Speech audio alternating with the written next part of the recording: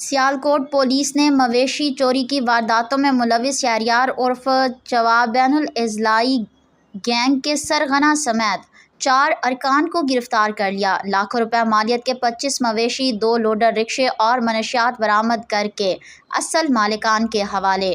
جویا news plus registered کو ترجمان Sialkot police سے حاصل ہونے والی تفصیلات کے مطابق ڈی پی او سیالکوٹ محمد حسن اقبال کی ہدایت پر سیالکوٹ پولیس نے جرائم پیشہ عناصر کے خلاف کریک ڈاؤن جاری کر رکھا ہے۔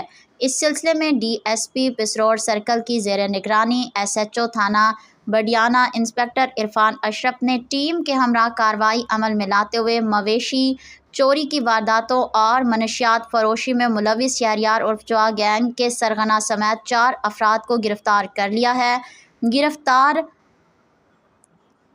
ملزمان کی شناخت شہریار عرف چوا، عمر عرف بلال، یعقوب عرف اشرف اور مجید عرف کالا کسائی کے ناموں سے ہوئی ہے۔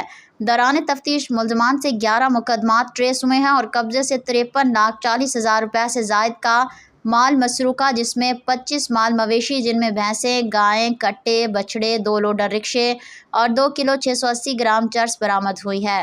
برآمد شدہ مال مویشی اصل مالکان کے حوالے کر دیے گئے۔ گرفتار ملزمان سے مزید تفتیش جاری ہے، جن سے مزید برآمدگی عمل میں لائی جائے گی۔